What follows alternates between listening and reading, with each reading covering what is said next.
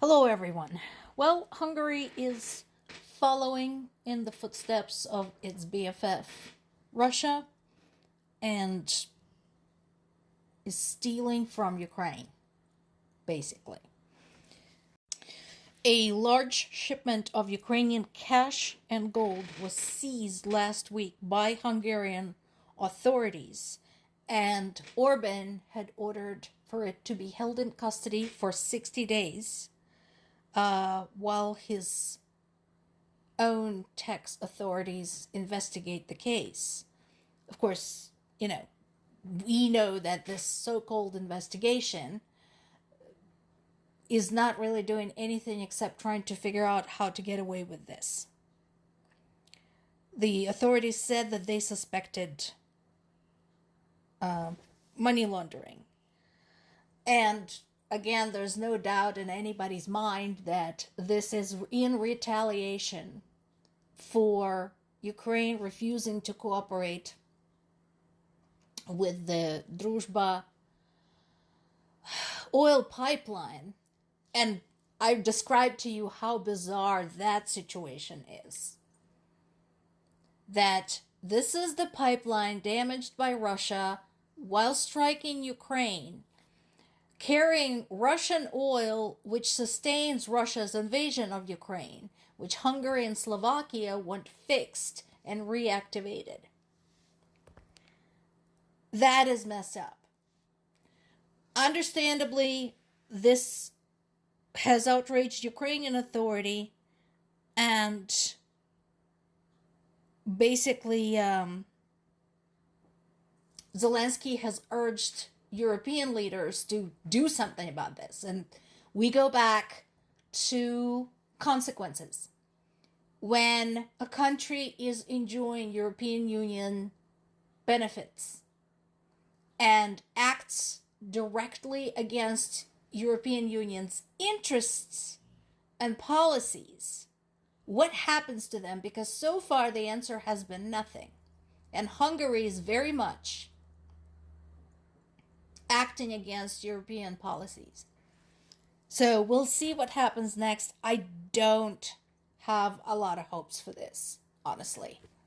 There's some contradictory information coming out from Russia and Ukraine. Ukrainian military is saying that they were able to regain territory from the Russian troops across different areas of the front, while Russia insists that no, they're making progress. Personally, I tend to believe Ukraine because, again, Ukraine has been really good bringing the receipts. Ukraine usually shows up with satellite images, videos, reports from the ground, and so on and so forth, and Russia just says that's we said so because reasons. So far, Ukrainian forces have retaken nearly all of the territory in the Dnipropetrovsk industrial region, and as we mentioned before, some of the territory in the Zaporizhia region. I mentioned several times that in addition to POWs and civilians kidnapped by Russia, we should never forget the thousands of Ukrainian children that were kidnapped by Russia. I think the last report I saw was talking about 19,000 children. A UN team of investigators, Independent International Commission of Inquiry specifically, said that it had evidence to conclude that Russian authorities have committed the crimes against humanity of deportation and forcible transfer, as well as enforced disappearance of children. Well, I mean, did you really need to have a special commission to determine that? I understand that it is important to have all the bits and pieces, all the legal stuff in place. But This has been known at this point for years.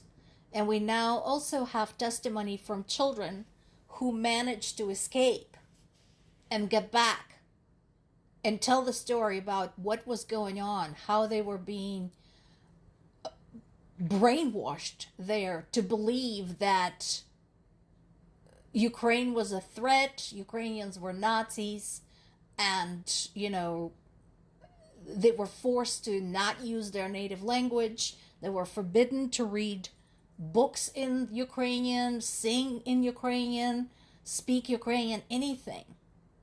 And how the entire time they were being told that this was for their own good. What else do you call that?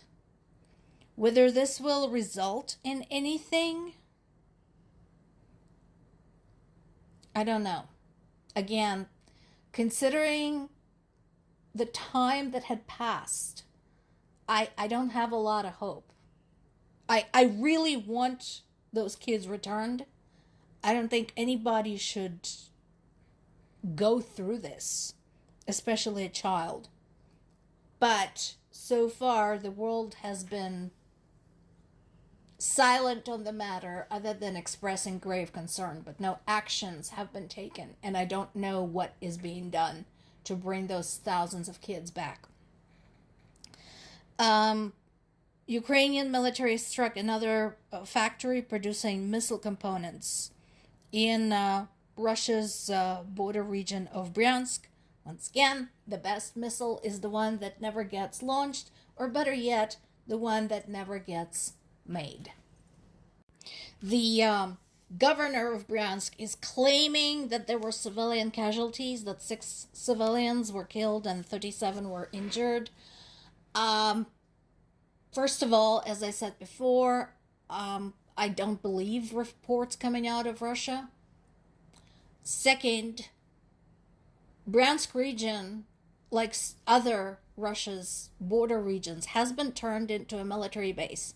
There are no civilians there. So, if these people were working at a missile factory, they're not civilians. They're serving Russia's military. Just saying. Meanwhile, Russia struck another bunch of actual civilians, killing 4 people and injuring 16 others. This is in Slavyansk. I'm sure another name you've heard before from the other reports. And this was using guided bombs. What was their excuse? What's in Slavyansk? What were the military targets they always claimed to be hidden there and in other places? Meanwhile, the Venice Biennale decided to go ahead and allow the Russian delegation of artists to participate, and that is bullshit. Again, the rest of the world, you want to send Russia a message? Okay? One of the ways to do so would be to stop inviting them places. Like Olympics, like Paralympics, like art festivals, like movie premieres. They are, a lot of them are collaborators, and some of them are war criminals. Maybe vet your guest list before you start sending invitations. More to come.